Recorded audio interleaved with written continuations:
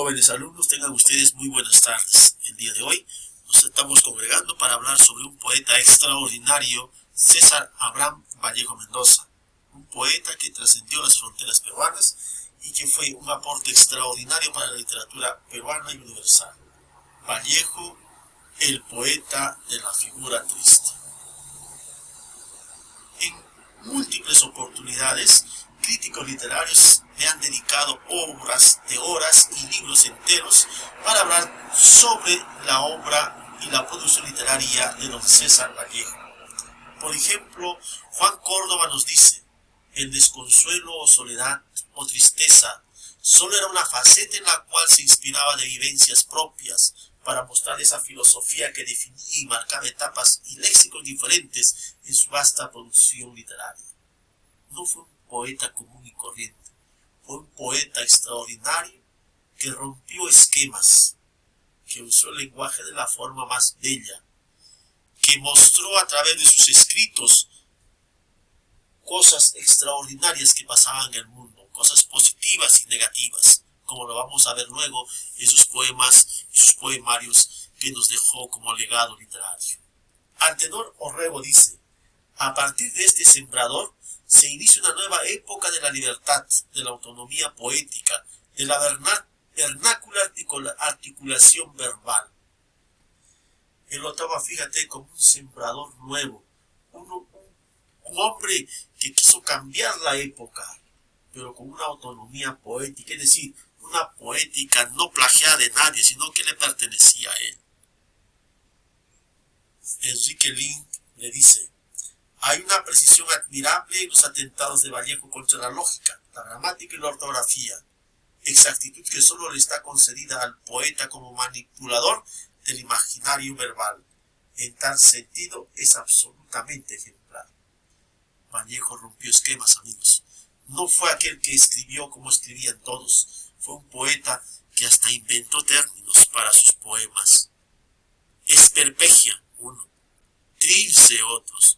Es decir, fue un hombre que aportó a la literatura, dándole un matiz muy diferente. Y como dice Enrique Link, solo a él se le autorizó, o se le autoriza por ser poeta, a hacer esto, los cambios, los aportes, tanto en el aspecto lingüístico como literario. ¿Y quién fue don César Abraham Vallejo Mendoza? Se dice que nació en 1982 en Santiago de Chuco, en La Libertad, ¿ya? Que es una zona andina en la parte norte del Perú. Es decir, no fue o no nació pues en la costa, sino en la parte de nuestra serranía. Se dice que tuvo familia española e indígena, ¿ya? Y que fue el menor de 12 hermanos. No tuvo una niñez extraordinaria porque quedó huérfano desde muy niño. Y entonces, a su vez, conoció también la miseria, ¿sí? Y aquello fue que lo marcó en toda su vida, en la pobreza y la orfandad, de quedar, como les decía hace un momento, sin padres desde muy pequeño, sin su madre. Entonces, esto va a significar para él un peso psicológico extraordinario que al final va a concluir con su muerte. ¿Ya listo? Entonces, es como nosotros que vivimos en un entorno donde vemos ahora, en estos momentos en los que nos encontramos, como la gente, ¿verdad?, sale a vender, sale a hacer varias cosas porque se muere de hambre, dice, ¿verdad? Entonces, esa pobreza la vivió también Vallejo. Entonces, ya podemos nosotros ver y comparar qué tipo de pobreza vivió don César Vallejo. Si tú lo estás viendo ahora, pues rápido lo relacionamos y vemos cómo sufrió Vallejo en sus épocas, en ese entonces cuando no tenía que comer. ¿Ya listo? Así como nosotros, estudió también en una escuela primaria. En ese tiempo se llamaban las escuelas fiscales, ¿ya listo? Exclusivamente en el colegio municipal de la localidad. Y luego estudió en un colegio secundario también nacional llamado San Nicolás de Huamachuco. Estudió sus primeros semestres, podríamos decirle así, en letras en la Universidad Nacional de Trujillo.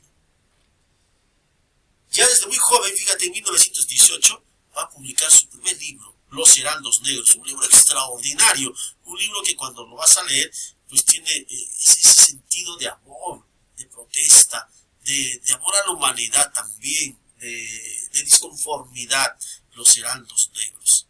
¿Ya? Cuando viaja a Lima, va va a conocer a intelectuales de la época. Fíjate, se va a entablar conversación como por ejemplo, con Manuel González Prada, que era una eminencia en la literatura en ese entonces, con José María Eguren, el poeta, ¿sí? Con Abraham Valdelomar, el creador del Caballero Carmelo. Ese entorno va a frecuentar César Vallejo. Ese entorno lo va a llevar a que pueda seguir, como le digo, enriqueciéndose como persona, y va a empezar sus estudios en la Universidad Nacional Mayor de San Marcos. Sin embargo, como todos, hay personas que ven que lo que él va creando pues no es nada bueno. Por ejemplo, el escritor Clemente Palma, siquiera renombrado de la época, Vallejo se da pues la molestia, digo, de repente, ese querer esperar de alguien un aliento, ¿verdad? Y le entrega sus poemas. Y este señor los mira, sus poesías, y le dice: ¿cree usted, señor Vallejo, que colocar una imbecilidad encima de otra es hacer poesía? Le responde Palma al desolado Vallejo. Imagínense, y luego le dice: mejor olvídese de la poesía. Con esas palabras, muchos escritores jóvenes, recibir esas palabras de un escritor renombrado sería para que dejen de escribir. Sin embargo, él, como lo vamos a ver ahora, no lo declina, sigue adelante. ¿Listo? Motivado él por el cariño que tenía a su tierra natal, donde vivió con su madre, ¿verdad? Va a regresar a su tierra, a La Libertad, a Santiago de Chuco, pero ahí va a ser acusado por incendiario y por ser, que se llama, un revoltoso, ¿no? En esa época de idas y revueltas en nuestro país, y lo van a encarcelar durante 112 días. Sin embargo, como él ya había frecuentado ese grupo de intelectuales de Lima, ellos van a hacer presión para que don César Vallejo, para que Vallejo salga de la cárcel. Sin embargo, el ir a la cárcel le va a servir como material, como experiencia para escribir su poemario llamado Trilce en 1922, y una obra extraordinaria que se llama Trilce en 1922, esta obra extraordinaria que va a tener un contenido social y muy profundo. Su deseo de seguir en la literatura, de seguir produciendo, va a hacer que él se vaya a París, Francia, donde estaba la cuna de la poesía, de la literatura. ¿Listo? Ahí va a trabajar en muchas revistas, ya como por ejemplo tenemos aquí en Variedades, Amauta y en Journal Favorables en París. Sin embargo, también seguía mandando hacia el Perú algunos artículos que se publicaban en las revistas aquí en el Perú, y que infelizmente dicen por ahí sus historiadores, sus biógrafos, que no le pagaban, pues, ¿no? Entonces él vivía de eso, ¿no? Tal vez de escribir. Sin embargo, no era retribuido su trabajo. Pero va a pasar algo extraordinario. Es cuando él aparece por primera vez en un índice de la poesía latinoamericano. ¿Qué cosa aparece en un índice de la poesía? Es cuando tienes un librito en la parte posterior de bibliografía, ¿no es cierto? Ahí está. Y un índice, y esta bibliografía son todos los autores que el productor del libro consulta para su libro, ¿sí? Pero aparecer en el índice, es decir, aparecen ya sus poemas en algún conglomerado de poesía latinoamericana. Fue algo extraordinario. Por esta época también, amigos, va a conocer a don Víctor Raúl Haya de la Torre. ¿Y quién fue Víctor Raúl Haya de la Torre? Para esa época era un intelectual, político, que había fundado el famoso el famoso partido aprista peruano, ¿ya? Y que estaba integrado, pues, no lo fundaba no aquí en el Perú, sino lo fundaba en París, ¿ya listo? Pero que tenía el fin político de llegar a América y transformar esta América que estaba tan oprimida y con tantos problemas económicos, sociales y políticos, ¿ya?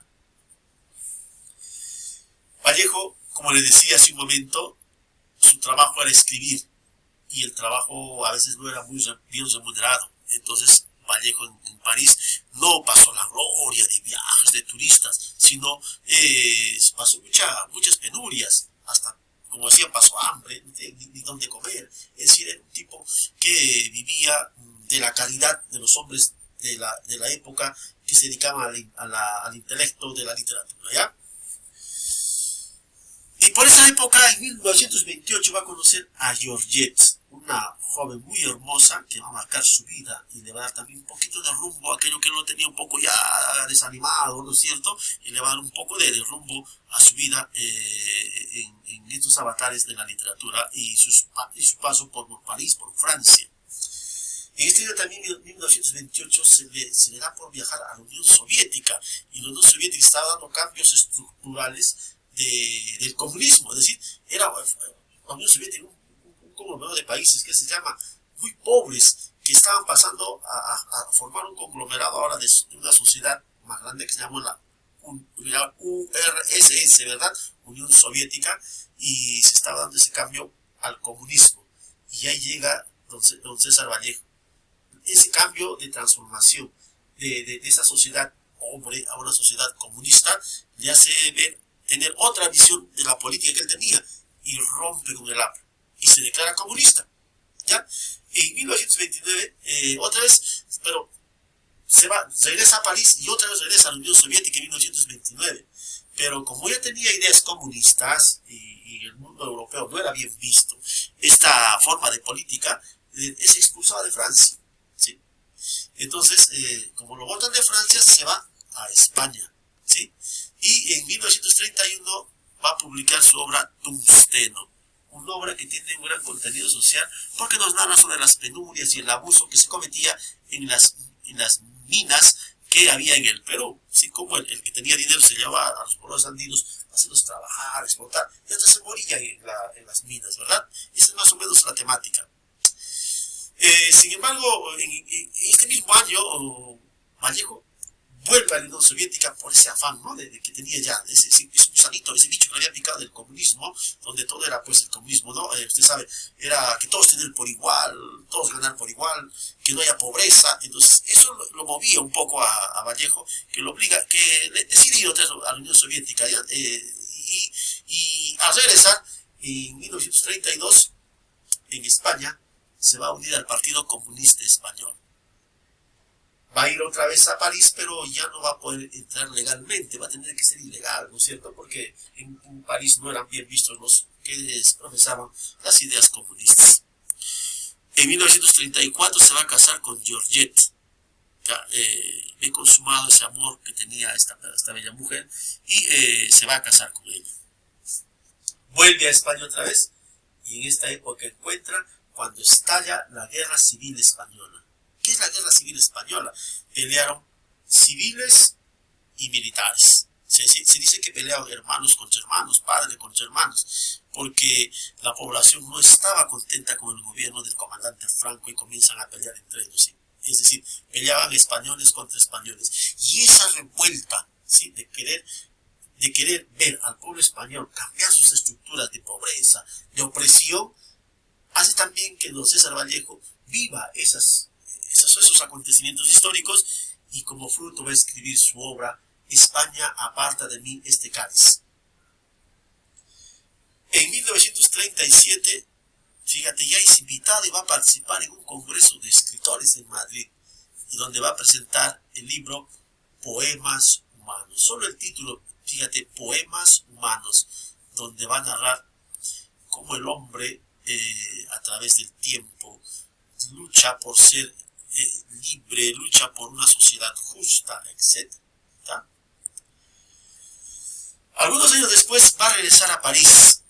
Sí, ya en su etapa final de su vida, no murió muy viejo, ¿no es cierto? Pues, como vas a sacar toda la diferencia del año que nace con la diferencia con el año que muere. Sin embargo, va a profesar un poquito, ¿cómo les digo? Va a ser algo así como algo profético, ¿ya? En uno de sus poemitas, Piedra Blanca sobre Piedra Negra, decía él: me moriré en París con aguacero, un día como hoy, ¿sí? Un día como hoy. Y fíjate, él dice en ese poema que se morirá en París. Se murió en París. Un día, él decía, ¿no? Un día jueves como hoy, pero no murió un jueves, sino falleció un día viernes. Le falló el día un poquito. Y estaba lloviendo también. Por eso dicen que fue un poco profético, ¿ya? Y murió un 15 de abril de 1938, un Viernes Santo. ¿Ya? Pero él había profetizado morir un día jueves. ¿Ya listo? Ahora se dice que sus restos descansan en el cementerio de Montrouge, en Francia. En 1939, ese poemario que decía que había producido de poemas humanos, lo van a recién a publicar y se va a dar a conocer al mundo póstumamente. Es decir, ¿qué es póstumamente? Después de su muerte. Esto es un poquito, a grandes